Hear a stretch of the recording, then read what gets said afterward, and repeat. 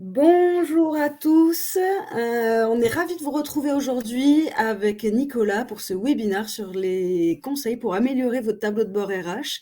Je vais commencer par me présenter. Donc, je suis Géraldine Ratry, je suis responsable marketing chez QuickMS et donc je suis avec Nicolas Ercolano. Nicolas, je te laisse te présenter. Oui, Nicolas Colano, j'occupe la fonction de chef de produit chez QuickMS également. Donc, ravi de vous recevoir aujourd'hui pour ce webinaire sur les 5 conseils pour améliorer votre tableau de bord RH. Merci Nicolas. Avant de commencer, juste, je vous donne les petites règles du jeu. Sur votre écran en bas à droite, vous pouvez voir un petit onglet chat. Donc, n'hésitez pas à interagir avec nous. Juste à côté, il y a un petit onglet questions. Donc, si vous avez des questions à nous poser, n'hésitez pas à les mettre dans cet onglet-là. En fait, c'est plus facile pour nous pour les trier et pour y répondre. Et voilà. On peut commencer la présentation de QuickMS, je pense. Je te laisse Ouais. partager ton écran, Nicolas. Partage mon écran. Hop. On va juste faire une petite présentation de QuickMS. Je vais essayer de la faire en moins d'une minute pour rentrer directement dans le vif du sujet. Du coup, QuickMS, qui on est? On est une scale-up, on a été créé en 2018. On est un éditeur de logiciels. On compte aujourd'hui 45 collaborateurs. Et notre mission principale, c'est d'améliorer le dialogue en entreprise. Et pour ce faire, on a donc 2 outils qui vont vous permettre de gagner du temps, de diminuer vos contraintes et d'améliorer votre pilotage RH. Et le premier outil, donc c'est Graphic, qui est l'outil historique de QuickMS. Avec Graphic, en fait, notre objectif, c'est vraiment d'aider les décideurs, donc vous, les décideurs RH, donc vraiment vous aider à piloter votre performance au quotidien. Donc, on a développé une solution qui automatise le pilotage de vos ressources humaines et la production de vos rapports légaux comme la BDESE, l'index FAMOM, etc., etc. Et notre deuxième logiciel, c'est Crew, qui est notre People Management System et qui permet d'améliorer le dialogue entre les RH, les managers et les collaborateurs. En fait, avec Crew, on digitalise les entretiens. Vous pouvez faire remonter aussi des besoins de formation. Vous pouvez mettre en place des feedbacks dans votre entreprise. Et ce n'est que le début parce que de nouvelles fonctionnalités sont prévues pour les prochains mois. Voilà, donc je ne vais pas rentrer plus dans le détail de ces 2 outils. On vous enverra la présentation. Après, n'hésitez pas à aller voir notre site internet ou prendre rendez-vous avec nous si vous avez besoin de plus d'informations. Mais je vais laisser Nicolas rentrer dans le vif du sujet avec les 5 conseils pour améliorer vos tableaux de bord RH. Nicolas, je te laisse la main.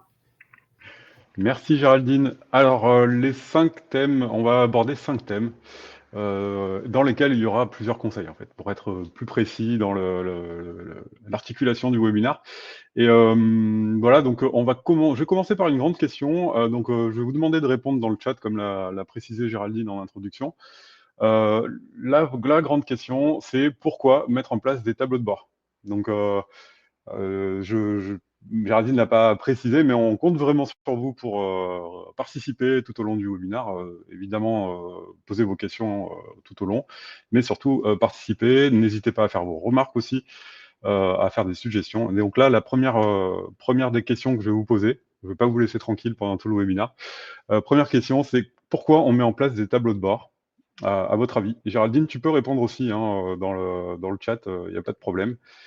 Géraldine n'a pas forcément assisté au webinaire jusqu'à présent, donc elle n'a pas forcément les réponses que nous, on apporte. Je fais ma petite réponse. Ouais.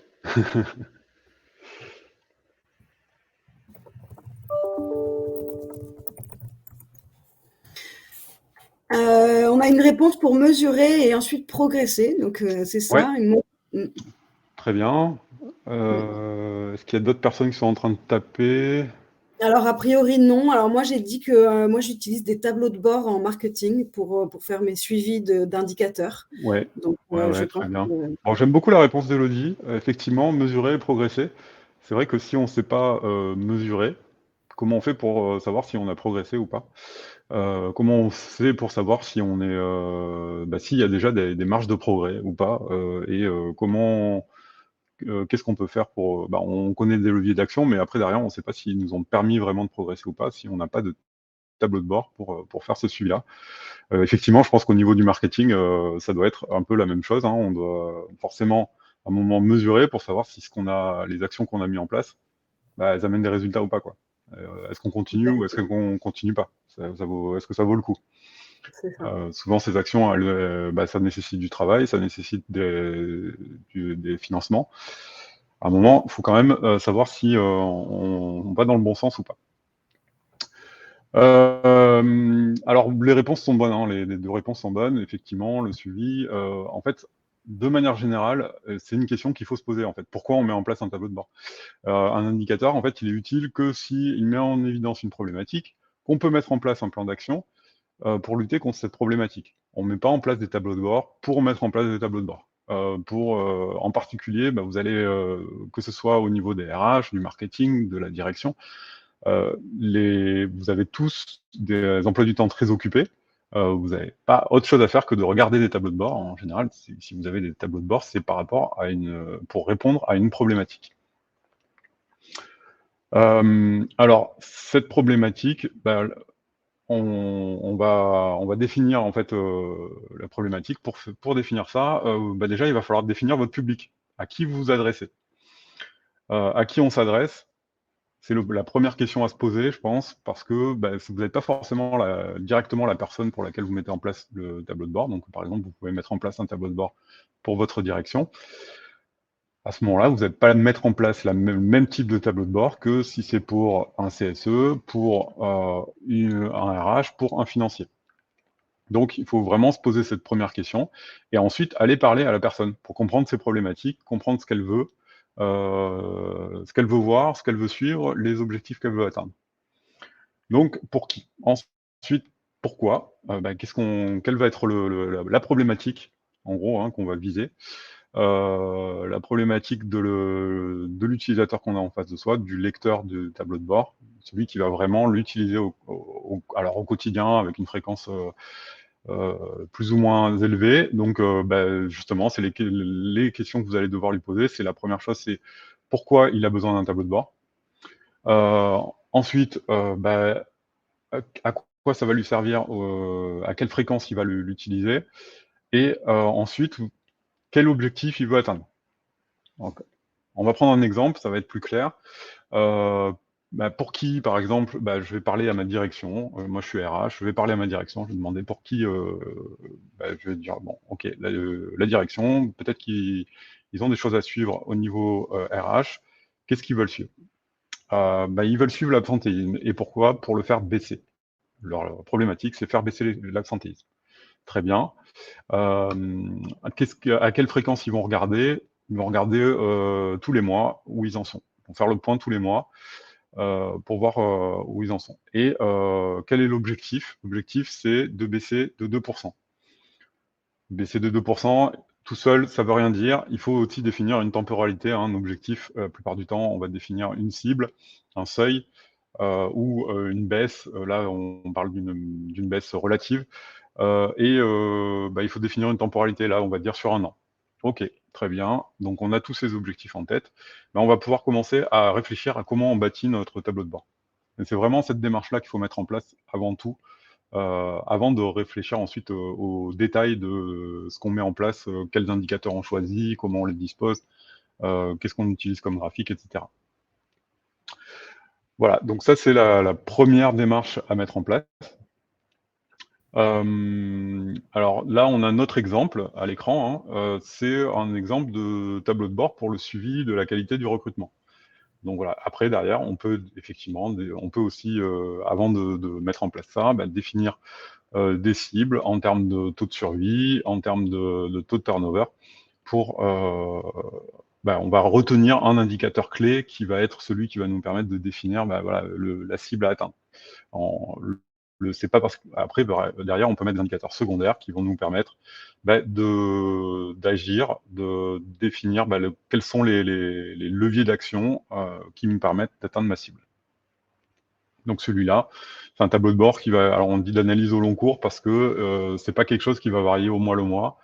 C'est quelque chose qu'on va devoir suivre peut-être plus au trimestre, voire semestriellement, annuellement, pour voir où on en est, faire le point et voir s'il y a des actions à prendre pour contrecarrer une mauvaise tendance, par exemple. Un autre exemple de tableau de bord. Alors, par rapport à celui-là, on a parlé tout à l'heure de fréquence. Ben, on a deux types aussi de grandes familles de tableaux de bord. On a des analyses au long cours qui vont, comme je l'ai dit, qu'on va regarder au trimestre, au semestre, à l'année, qui vont vraiment nous permettre de dégager des grosses tendances. Et à l'inverse, on va avoir des tableaux de bord d'alerte. Donc là, ces tableaux de bord d'alerte, l'objectif, c'est de déclencher une action à partir d'un certain seuil. Donc là, au lieu d'être sur des tendances, on va regarder, ah ben, ok, je prends mes polyabsents par exemple, polyabsents c'est plus de 5 absences. C'est un indicateur qui est très important, mais vous allez faire ressortir des individus, et de ces individus, vous allez tout de suite avoir un plan d'action immédiat qui va se déclencher quand un seuil va être atteint.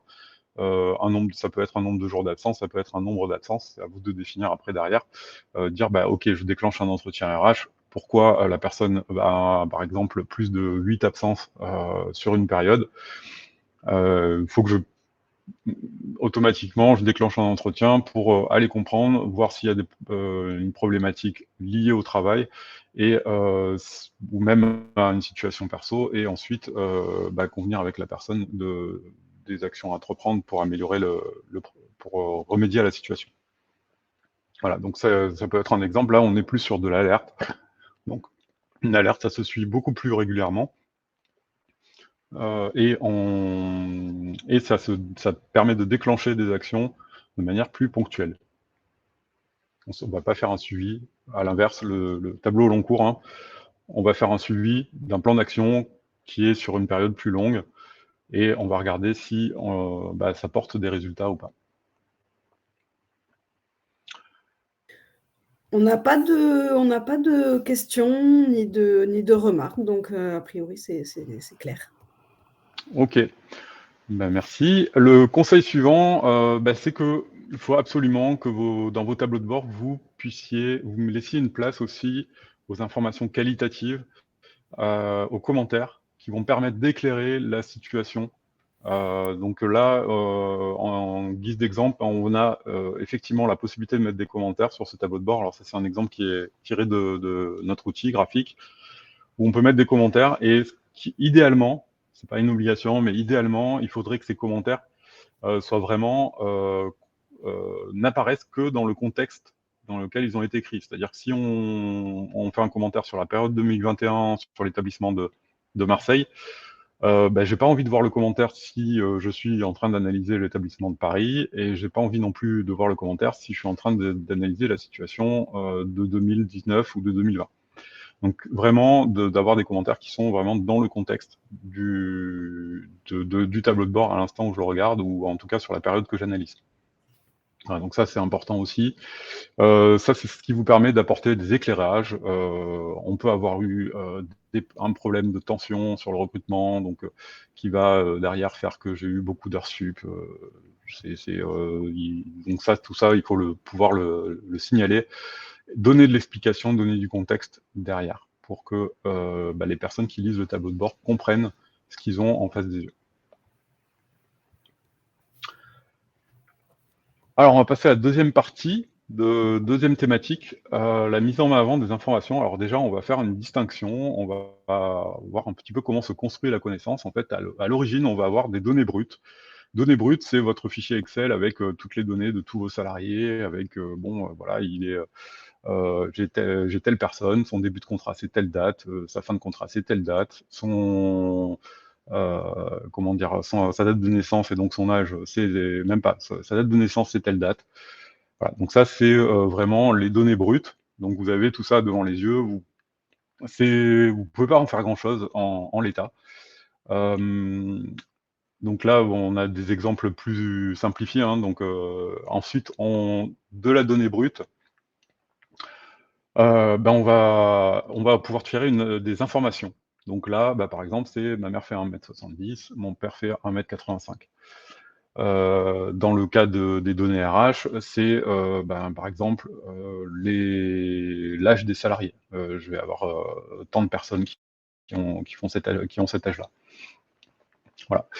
Et de ces données, de ces informations, après, derrière, je vais pouvoir tirer de la connaissance. Donc, l'information, c'est des données avec du contexte. On va les mettre dans un contexte, on va les exploiter.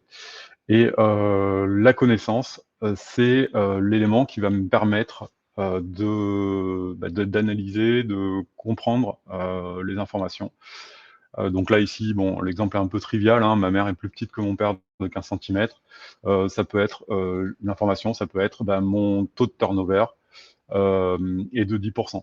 Donc, et même mieux, mon taux de turnover est de 10%, et il était de 5% l'année dernière. OK.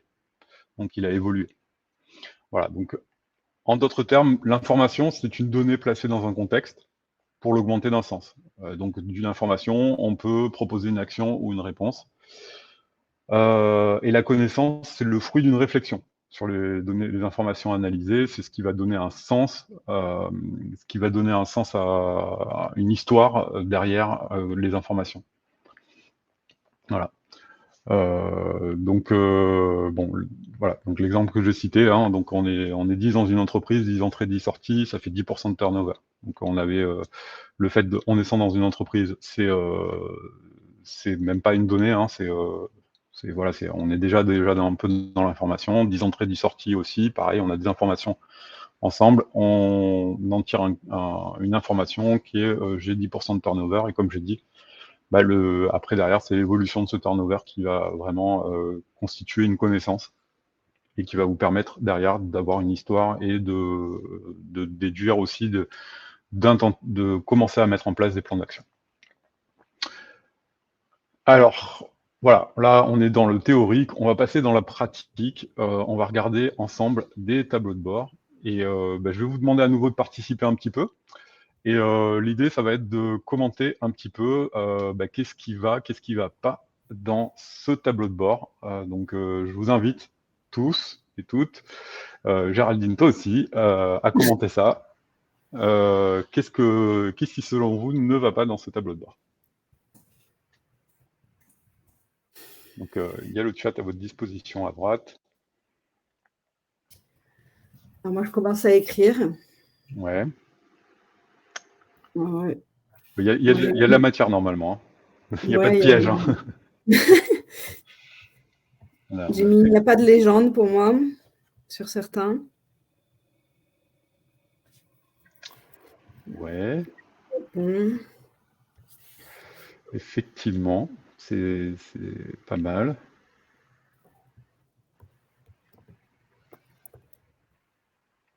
Alors, ça répond, ça arrive.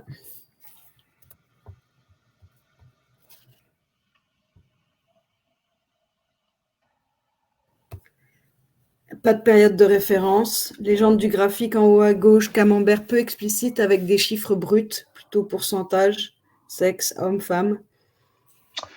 Oui, c'est une très bonne remarque, effectivement. Alors ça, effectivement, le très bon élément sur le. Donc, je vais utiliser le pointeur un petit peu. Alors, je vais revenir en arrière. C'est pas ça que je voulais faire.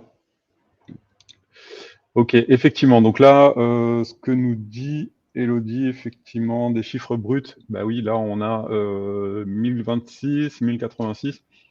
Ça pourrait être intéressant d'avoir le pourcentage ici. Hein. Alors, d'un côté, on a le chiffre brut, on n'a pas le pourcentage. De l'autre, on a le pourcentage, on n'a pas le chiffre brut.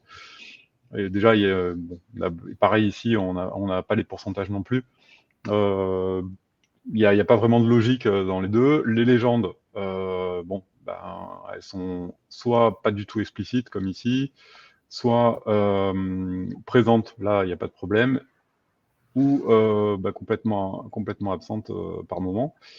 On a le niveau de qualification qui est, je ne sais pas si ça a été mentionné, le niveau de qualification, pareil, on ne sait pas trop ce que c'est hein, exactement ici. Puis qu'est-ce que c'est que l'abscisse, qu'est-ce que c'est que l'ordonnée. On ne sait pas. Et puis, alors, très bonne remarque, la période de référence. Effectivement. Ça, voilà. Donc, on a d'autres éléments qui posent problème. Donc, aucune notion de temps. Bon, ça, vous l'avez mentionné. Aucune notion de périmètre. Bon, est-ce qu'on est sur une société, sur un groupe, l'ensemble d'un groupe si, en fonction du contexte dans lequel je me situe, en fait, je ne sais pas du tout. Si je suis par exemple une société qui fait partie d'un groupe, je ne sais pas si ça fait pas, c'est un tableau de bord qui me donne l'état de santé au niveau groupe. Est-ce que c'est un suivi au niveau société, au niveau établissement? Bon, aucune idée.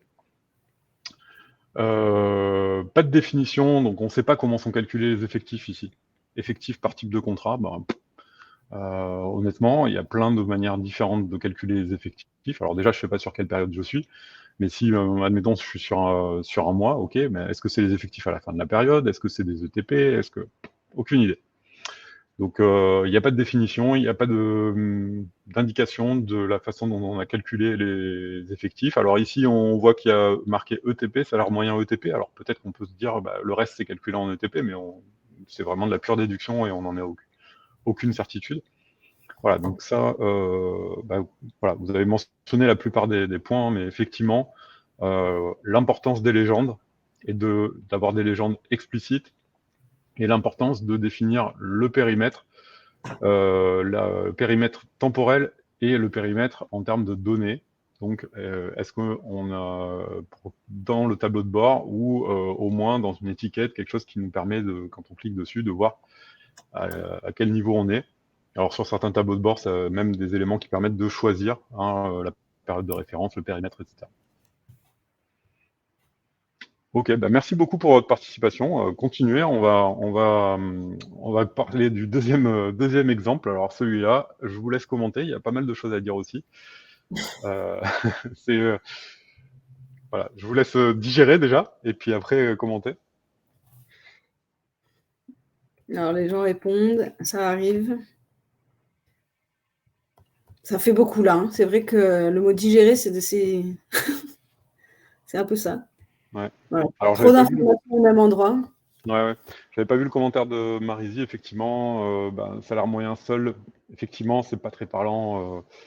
Soit on le regarde son évolution sur une période, soit on regarde effectivement, on le ramène par rapport à des populations, par rapport à un salaire de base. Enfin, il faut avoir des éléments de comparaison. Ouais.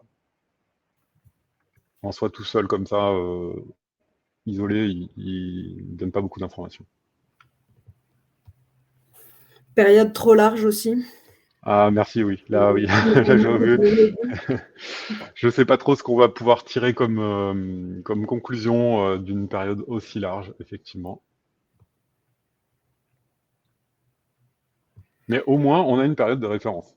C'est déjà mieux. Ça. C'est amélioré déjà par rapport au premier.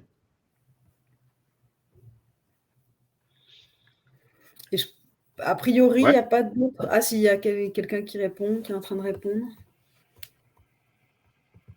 Ah, c'est Marizy. Effectivement. Alors, hop. Alors, qu'est-ce qu'on va avoir comme souci sur celui-là? La période trop large, c'est effectivement le cas. Trop d'informations au même endroit, oui. Il y a des choix à faire, et là, ils n'ont pas été faits. La définition des indicateurs, effectivement, à nouveau, taux de stabilité, on ne sait pas ce que c'est. Honnêtement, ne me demandez pas. On peut supposer, par exemple, que c'est l'inverse du taux de turnover, par exemple, ou que c'est quelque chose comme la rétention. Mais même si on avait rétention, il faudrait quand même le définir. Parce qu'il y a plusieurs formules de calcul pour la rétention aussi. Voilà, donc effectivement, alors tous les éléments sont vrais, c'est surchargé. Et en particulier, c'est surchargé parce que en fait, on se rend compte qu'on a deux types d'informations. On a deux types d'informations. On a là, ici, toutes les pastilles vertes. On est sur du mouvement, sur de l'entrée-sortie. Donc effectivement, il y a des informations en commun ici entre toutes ces pastilles vertes qui vont bien ensemble, qui permettent vraiment d'avoir une analyse sur les entrées-sorties. C'est top. Mais le problème, c'est que on se retrouve avec mêlé à ça, en fait, des données d'effectifs qui sont pas viennent se polluer un petit peu cette lecture-là. Et donc en fait, en réalité, on a mis deux tableaux de bord et on en a fait un seul. Et là, ça rejoint ce que j'ai dit en introduction du webinaire. Pourquoi on fait ce tableau de bord? Soit on fait un suivi des effectifs, soit des entrées-sorties. Alors, dans un tableau d'entrée-sortie, on peut rappeler les effectifs pour avoir un élément auquel se raccrocher, parce qu'on est sur dire, voilà, on a 10 entrées et qu'on est 1000, c'est pas la même chose que si on a 10 entrées et qu'on est 100, évidemment. Donc on peut avoir un petit rappel à un moment des effectifs, mais là, on a beaucoup trop d'indicateurs relatifs aux effectifs et en plus déclinés sur plein d'axes d'analyse qui vont pas être utiles du tout au niveau de cette analyse entrée-sortie. Là, par exemple, on peut parler de la répartition des effectifs par département, par service en réalité. Donc là, ici, ça va pas nous apporter d'informations sur les entrées-sorties. De toute manière, on ne décline même pas les entrées-sorties par ces départements derrière, donc il n'y a aucune cohérence. Donc il faut vraiment impérativement se ramener tout le temps, se rappeler tout le temps la question de pourquoi on fait ce tableau de bord, dans quel objectif et quel objectif on cherche à atteindre pour sélectionner ces indicateurs et quitte à faire 2 tableaux de bord si on a 2 problématiques. Tu as repris un peu les éléments qu'a évoqué Marisy sur la cohérence des tableaux, des graphiques. Oui, exactement, c'est ça. La cohérence, la cohérence et le pourquoi. Pour mettre de la cohérence, il faut définir le pourquoi. Voilà, très bien. Et après, donc là, oui, effectivement, la période est vraiment beaucoup trop large. On a une période de référence, mais derrière, là, c'est plus dans les réglages qui ont été choisis par l'utilisateur, on le devine, mais on est sur quelque chose de beaucoup trop large. Très bien. Puis après, il y a un autre élément aussi, alors en termes d'UX, qui est pas le cœur du problème, mais c'est que vous avez ici, par exemple, des tableaux qui amènent beaucoup d'informations. Et là, c'est quelque chose qui est difficilement lisible, surtout dans un tableau de bord qui est déjà chargé. Mettre un tableau comme ça avec plein de données, avec 4 colonnes en particulier, ça va être difficile à lire. En fait, la personne va lire le tableau de bord. En fait, il n'y a rien qui lui saute aux yeux. On met aucune information en évidence. Donc, ça rend le tableau de bord peu lisible et peu actionnable. Ça demande un effort supplémentaire à votre lecteur. Donc attention aux tableaux. Les tableaux, c'est bien pour communiquer des données précises, mais c'est difficile en lecture et en analyse. Voilà. Ah, il y a un dernier problème. Alors celui-là, il n'était pas facile à voir. Il y a un dernier petit problème, c'est que vous avez ici 259 en effectif. Alors, faut que vous me croyiez sur parole, mais bon, ici on a les 255 déjà. Bon, il y a un problème de cohérence, mais et ici on a fait le calcul. Il y a aussi 255, donc 259, 255. Pourquoi? En fait, on a 2 types de calculs a priori d'effectifs. Et ça, pareil, c'est quelque chose qu'il faut éviter. Éviter au maximum d'utiliser 2 types de calculs d'effectifs. Ça peut s'expliquer, pourquoi on a 259 selon un type de calcul, 255 selon un autre, ça arrive très souvent. Par contre, éviter sur un même tableau de bord d'utiliser des définitions différentes. Et si vraiment il y a une bonne raison, vous avez une bonne raison pour utiliser 2 définitions différentes, le minimum, c'est d'indiquer justement quelle définition, quel type de calcul vous avez utilisé. Sinon, vos lecteurs, eux, ils vont être perdus. Bon, là, on est dans l'excès. Je ne vais pas vous reposer la question. Je voulais vous montrer effectivement un autre type de cas. Alors là, on n'a pas forcément de problème de cohérence dans les choix d'indicateurs. On fait un lien entre la masse salariale et, et tout ce qui est relatif au temps de travail. Donc en soi, pourquoi pas? Bien qu'on puisse se demander pourquoi on a la pyramide des âges en bas à gauche. Mais globalement, à la limite, pourquoi pas. Mais là, ici, le problème, ça reste qu'on a une surcharge d'informations, on a mis trop de détails, trop d'axes d'analyse. Il faut regrouper les choses. Là, en fait, le problème auquel vous allez vous heurter, ou auquel vont se heurter les lecteurs, c'est que il ne ressort pas grand-chose de ce tableau et on n'arrive pas vraiment à savoir ce qu'il faut en déduire de ce tableau de bord. où je suis, qu'est-ce que je vais faire avec ça. Ça demande beaucoup trop de travail. Et donc, en fait, c'est plus un tableau de bord, là, on n'est pas loin des données brutes, finalement, en termes de niveau d'analyse nécessaire pour le lecteur. Donc là, on a des dizaines d'indicateurs. Ce qu'on recommande en général, c'est de rester, on va dire, entre 4 et 8 indicateurs dans un tableau de bord donné. Entre 4 et 8, vous allez vraiment avoir, si vous avez bien sélectionné les indicateurs, des connaissances qui vont sortir de vos indicateurs.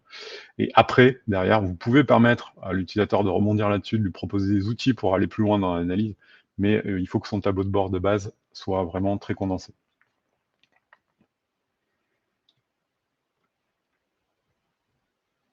Alors, on va arriver sur un autre type d'excès. Là, on est sur un seul indicateur, donc on n'a plus le problème d'avoir plein d'indicateurs, mais on va se concentrer sur un seul indicateur. Et là, le problème, c'est qu'on est sur un excès de données sur un seul indicateur. Là, on a beaucoup trop de catégories dans nos données. Donc là, ce sont des établissements en réalité, hein, pardon, des sociétés. Donc c'est des sociétés, donc on regarde vraiment les effectifs ETP payés par société, et on regarde l'évolution mois par mois. Le problème, c'est que là, on a beaucoup trop de sociétés. Alors l'astuce pour remédier à ça, là, par contre, c'est pas forcément de limiter le périmètre, mais c'est de faire des regroupements. Donc on peut faire par exemple des regroupements par secteur. On regroupe les sociétés entre elles, on va faire par secteur géographique, par type d'activité, voilà. Donc faire ces regroupements-là, ça vous permet vous pouvez utiliser le même indicateur, soit le faire à un niveau global, et à ce moment-là vous aurez l'analyse par secteur, et vous pourrez tirer des conclusions de ces analyses par secteur, parce qu'il y aura un nombre de secteurs qui sera limité. Pareil, on va se limiter à 8 catégories, à peu près 8-10 maximum.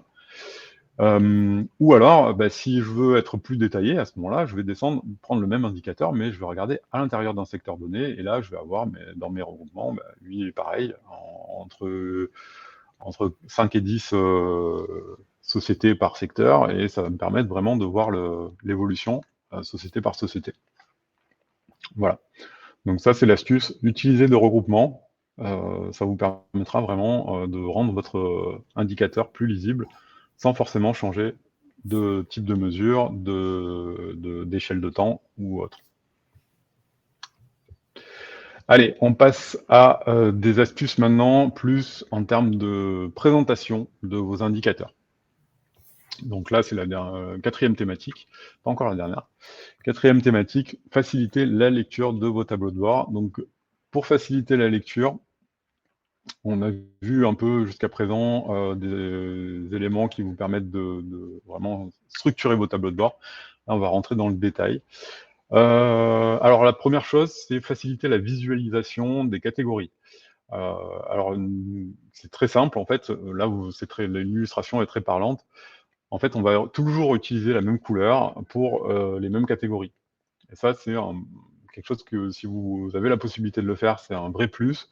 Ça va permettre à l'utilisateur, au lecteur, de vraiment voir les catégories facilement, en passant d'un graphique à l'autre. Donc là, on aura toujours les hommes en vert, les femmes sur l'orange, et quel que soit l'indicateur. Alors ça peut être, là ici c'est femmes-hommes, ça peut être des années par exemple, si on a regardé 2020, 2021, 2022, on va avoir un jeu de 3 couleurs. Si on a 3 graphiques différents, on va retrouver nos années avec les mêmes couleurs sur les 3 graphiques différents. Ça peut être des catégories, des statuts conventionnels par exemple, cadre, ouvrier, technicien agent de maîtrise, employé. Voilà, si on garde les mêmes couleurs d'un graphique à l'autre, on va vraiment faciliter le travail du lecteur. Alors, utiliser les mêmes couleurs, c'est bien, mais il faut aussi bien les choisir, ces couleurs. Donc là, on va parler déjà de couleurs en termes de sens. Les couleurs vont vraiment pouvoir amener un sens, et aussi en termes de contraste. Donc là, je vais utiliser le zoom. On parle de profit par pays. Ici, sur ce graphique-là, pour voir le profit les zones où le profit est le plus élevé, c'est pas évident parce que déjà je vais avoir du gris, donc des échelles de gris en fait pour les pays qui sont en profit et ces échelles de gris en fait elles offrent peu de contraste et en termes de sens, le gris ça donne pas quelque chose de positif. On a du mal à raccrocher ça à quelque chose de positif. C'est quelque chose de plutôt neutre, même si le gris est plus foncé. Donc là, en réalité, les deux pays qui dégagent le plus de profit, c'est ces deux-là. Honnêtement, ils se dégagent pas trop de la carte quand je regarde la carte dans son ensemble. Là, ici, il y a du contraste, c'est déjà mieux. On a plus de contraste donc sur les pays qui dégagent du profit. Bien qu'on en ait peut-être un peu moins entre les différentes teintes de bleu. Donc c'est déjà un problème. Et en plus, le bleu, c'est associé à la froideur, c'est pas forcément associé à une notion de profit non plus, en termes de sens. On est encore assez limité. Pareil pour le orange, bon, le rouge encore, quand on dit qu'on est dans le rouge, en général, c'est assez parlant. L'orange, bon, pas forcément top. Là, on est sur quelque chose déjà de plus parlant. On a une échelle qui va du rouge au vert. Le rouge étant négatif, le vert étant positif. Bon, c'est quelque chose qui a déjà plus de sens. Je dis pas que c'est la seule façon de faire, hein, loin de là, mais honnêtement, en fait, le but, hein, quand on parle du X, des tableaux de bord, le but c'est d'avoir vraiment de parler aux gens, en fait, et de parler avec un vocabulaire entre guillemets là, qui a du sens pour eux. Et là, c'est pas du vocabulaire, c'est des couleurs, mais les couleurs, autant utiliser le sens commun, ça vous permettra de gagner du temps. Et ça évitera d'avoir forcément à se pencher sur la légende pour comprendre où est-ce que est le positif ou le négatif. Alors un autre exemple ici, alors c'est un bon contre-exemple par rapport à ce que j'ai dit tout à l'heure. J'ai parlé des problèmes des tableaux, hein, tableau avec beaucoup de données. Donc là, on a un tableau avec beaucoup de données. Mais on est venu contrebalancer ça avec l'utilisation de la couleur. Donc, alors, c'est surchargé, il y a beaucoup de données, mais en réalité, quand on va lire le tableau de bord, en fait, qu'est-ce qu'on va faire? On va regarder, on va pas forcément se pencher beaucoup sur le vert. Le vert, on est sur la compliance, on est à 100%, bon, très bien, super. On est en conformité. Le vert clair, bon, on peut regarder un petit peu, mais ce qui va attirer l'œil, évidemment, c'est l'orange et le rouge. Là, on a des vrais problèmes, on a de vraies actions à prendre assez urgemment. Et donc, voilà, peu importe, là, il manque un peu de légende, hein, je vous l'accorde, il y a un vrai problème sur la légende. Mais l'utilisation de la couleur, par contre, c'est un vrai plus dans l'utilisation du tableau. Je vous aurais présenté le même tableau sans les couleurs, ça aurait été inutilisable. En tout cas, ça vous aurait demandé beaucoup plus de travail d'analyse pour lire et comprendre où étaient les zones sur lesquelles il fallait amener des solutions, où il fallait analyser et donner des réponses. Alors, conseil suivant, la 3D. La 3D, moi je vous le déconseille, vraiment dans l'utilisation, surtout sur les camemberts. Alors sur les camemberts, on a un cerveau qui analyse très mal les angles de manière générale. Mais alors, si c'est en 3D en plus, les angles, vous allez, en fait, ils vont pas du tout être parlants, et vous allez être beaucoup moins, avoir une mauvaise perception en fait des angles. Donc le camembert 3D, c'est à proscrire absolument. Et encore là, je suis sur un graphique où on va dire on a que deux catégories de valeurs, on a que deux catégories, les hommes et les femmes. Dès lors que les catégories se multiplient, et si vous avez plusieurs catégories qui ont des angles qui sont proches, je vous garantis que vous êtes incapable de faire la différence entre les différents angles. Donc là, en termes de lecture, ça vraiment, ça... En fait, le graphique n'apporte plus d'informations parce qu'il est brouillé. On a une information supplémentaire, en fait, en réalité, qui n'en est pas une. On a l'épaisseur, en fait, donc la profondeur de votre graphique, mais qui apporte aucune information supplémentaire. Tout ce qui n'apporte pas d'information dans un indicateur, en fait, il faut l'enlever. Voilà. Donc l'objectif, c'est vraiment d'apporter de l'information. Si vous avez cette mise en profondeur de l'indicateur, on va dire, elle a un objectif esthétique, mais qui ici n'a pas lieu d'être. Donc on peut avoir on peut mettre en place des choses qui améliorent l'esthétique, hein, c'est pas un problème en soi, mais il faut faut pas que ça vienne perturber la lecture. Voilà. Donc, privilégier du coup les graphiques plats. Et alors, on a la même chose sur les histogrammes. Ici, la profondeur, non seulement elle apporte pas d'informations, mais on vient brouiller un peu la lecture de l'échelle. Donc là, on arrive beaucoup plus à savoir sur quelle ligne on est. Donc, il faudrait que je zoome un petit peu pour qu'on voit bien cette zone-là. Mais on voit qu'on est sur la ligne, on voit sur quelle ligne on est. On est sur la ligne de 48 ici, hein, donc c'est assez clair. Si je me mets ici, bon, alors en plus j'ai perdu une ligne, mais avec la profondeur, c'est très compliqué de suivre et de savoir exactement où on est, alors qu'on est vraiment sur le même type de graphique, hein. Alors, dans la facilitation de la lecture, élément suivant, faites attention à vos échelles. C'est vraiment important aussi. Alors, je dis pas qu'il y a forcément une bonne pratique, une mauvaise pratique. Là, dans l'exemple qu'on vous montre, on suit un taux d'incident, en fait, hein. Donc, les signaux dépassés par les différents opérateurs, bon, ce sont des types d'incidents. On va recenser les incidents, on voit qu'ils ont diminué, très bien, dans les deux cas, ça, il n'y a pas de problème, l'information, elle est claire, hein, sur le... Mais finalement, en regardant le graphique à droite, sans avoir pris beaucoup plus de place, finalement, j'arrive à avoir une information supplémentaire, c'est que j'ai diminué mes incidents de presque moitié sur la période, donc en 4 ans, alors que sur le graphique de gauche, c'est beaucoup moins évident. Je peux arriver à la même conclusion, mais il faut que je lise les chiffres. Visuellement, en fait, j'ai pas du tout cette notion-là de j'ai diminué les incidents par 2, j'ai même l'impression que je les ai divisés par 4, si je regarde vraiment sans regarder l'échelle et sans regarder les chiffres. Alors, ça peut paraître trivial sur un exemple comme ça isolé, si j'ai 5, 6, 8 indicateurs sous les yeux, ça va me paraître, le résultat va me sembler beaucoup trop beau par rapport à ce qu'il est réellement. Voilà. Donc, c'est quand même important de bien choisir les échelles. Alors après, ça peut être justifié, hein, de ne pas avoir une échelle 0. Quand on veut mettre en lumière des variations, ça peut être plus intéressant. Mais quand on a une tendance comme ça, qui est aussi nette à la diminution, et qu'on s'intéresse aux valeurs absolues, finalement, il faut savoir ce qu'on veut mettre en lumière, encore une fois. Et donc, dans ce cas-là, on a divisé les incidents par 2. Je pense que c'est une information importante. Mais il ne faut pas l'amplifier, cette diminution. Allez, dernière astuce pour améliorer vos tableaux de bord RH, c'est de permettre la navigation dans les données.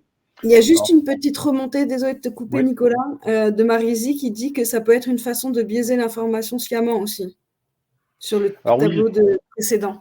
Oui, et quand vous dites biaisé, c'est un côté péjoratif, effectivement. Oui, alors j'imagine que c'est vraiment pour, comment dire, on va dire dans un but un peu malhonnête, quand vous dites biaisé. Mais dans certains cas, on veut mettre en lumière quelque chose sans forcément être malhonnête, hein, mais il faut vraiment savoir ce qu'on veut mettre en lumière quand on choisit l'échelle. Donc voilà, ça peut être une façon de biaiser l'information, ça je suis totalement d'accord. Il faut vraiment faire attention à ça. Alors ça c'est plus quand on est du côté lecteur et qu'on veut avoir un sens critique aiguisé. Il faut faire attention aux échelles, c'est vrai aussi. Mais en tant que concepteur, bon, en général, on va dire que vous êtes au sein de votre entreprise, vous travaillez avec main dans la main avec votre direction. Là, vous n'allez pas vouloir biaiser l'information, bien au contraire. Donc faites attention, mais dans l'autre sens, à votre échelle de zone. Alors, la navigation dans les données, pour l'illustrer, je vais me connecter sur graphique. Alors, je pense que je vais avoir un petit problème de connexion. Ouais, c'est ça. Donc, je vais me connecter sur graphique pour vous montrer un petit peu ce qu'on peut avoir. L'idée derrière, en fait, de ce qu'on veut vous montrer, c'est permettre de naviguer dans les données. Ça va vous permettre de répondre à un certain nombre de problématiques. En particulier, ça va vous permettre d'éviter d'avoir des tableaux de bord surchargés. Souvent, la problématique derrière les tableaux de bord surchargés, c'est qu'on veut communiquer beaucoup de choses à la fois. Donc, on a du mal à renoncer à certaines informations. Alors, pour répondre à ça, en fait, La réponse à ça va être de permettre d'avoir un outil qui permet de passer d'un tableau de bord à l'autre assez facilement et de choisir aussi le périmètre assez facilement. Donc ça va vous permettre d'aller de l'un à l'autre plutôt que de tout mettre sur un seul graphique ou un seul tableau de bord, pardon. Et qui va vous permettre aussi d'aller dans l'analyse des données, de redescendre finalement à la donnée brute quand il y en a besoin. La donnée brute en elle-même, elle est rarement intéressante, mais dans certains cas, on veut quand même redescendre à l'utilisation, enfin, à l'individu, à la donnée individuelle pour aller comprendre un cas particulier. Je prends un exemple sur les absences. Vous avez l'exemple de tout à l'heure, l'indicateur sur les polyabsents qui vous permet certes d'avoir d'isoler un certain nombre de personnes qui ont beaucoup d'absences, et après derrière, vous allez vouloir connaître le nom, le prénom pour après contacter le manager, contacter la personne derrière. Alors, finis de me connecter, je suis désolé pour ce petit contretemps. Ok. Alors, petit exemple de tableau de bord.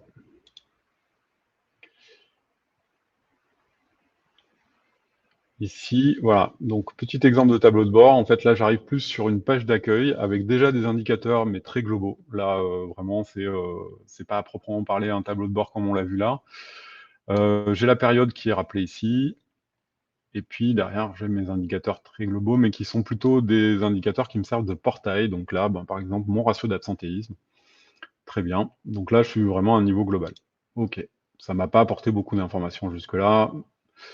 Alors, à part que j'ai un taux d'absentéisme très bas. Voilà, j'ai mes ratios d'absentéisme. Et donc là, j'ai des indicateurs en fait sur une période sélectionnée. Quand on parlait de naviguer dans les données, en fait, je vais pouvoir ici sélectionner différentes périodes. Donc là, par défaut, quand je suis arrivé dessus, j'étais sur mars. Je mets à jour pour aller m'intéresser à toute la période 2019. Et donc là, je vais pouvoir voir ma période 2019 ici. Donc j'ai sélectionné ma période et je vais voir mes indicateurs de ratio d'absentéisme. Donc là, je suis vraiment sur une thématique. On sait pourquoi j'ai mis en place ce tableau de bord. C'est pour suivre l'absentéisme en ratio. Après, l'objectif, est-ce que je vais vouloir atteindre un certain ratio? Je peux l'avoir défini par ailleurs. Je peux même le rappeler ici en introduction, enfin en haut du tableau de bord. Hein. Ça va me permettre d'avoir l'objectif sous les yeux et du coup de savoir où j'en suis et s'il me reste des actions à entreprendre pour y arriver. Si j'en ai déjà entreprise, est-ce que je suis la bonne tendance? Voilà. Ça, c'est déjà un niveau de détail supplémentaire. Et après, derrière, si je veux descendre à la donnée brute, je clique ici et c'est un mauvais exemple. Si, c'est un bon exemple. Si, c'est un bon exemple.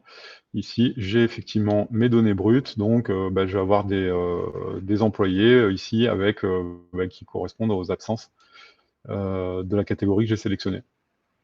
Donc voilà, ça c'est un exemple où en permettant de naviguer dans les données, en fait déjà, ça me permet d'éviter un certain nombre d'écueils.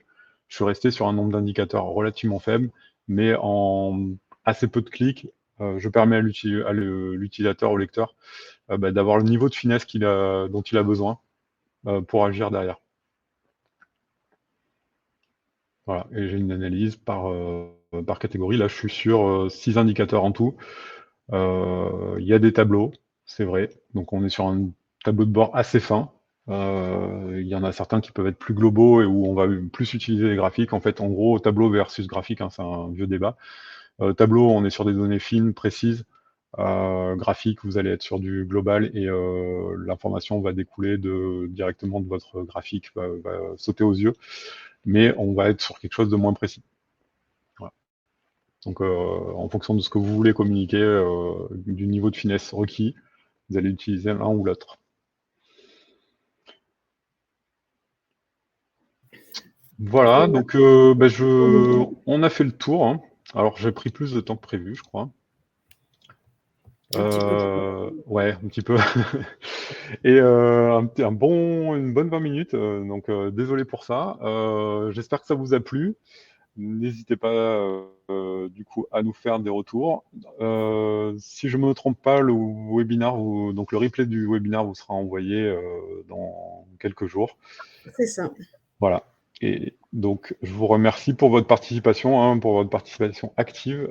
Merci beaucoup. Je sais que c'est pas évident de se connecter un mardi matin de décembre, juste avant les vacances de Noël. Vous avez tous une activité chargée, donc merci beaucoup pour votre présence et votre participation active. Merci, au revoir. Je pense Au qu'on peut. revoir. Je vais arrêter le webinaire. Merci, au revoir.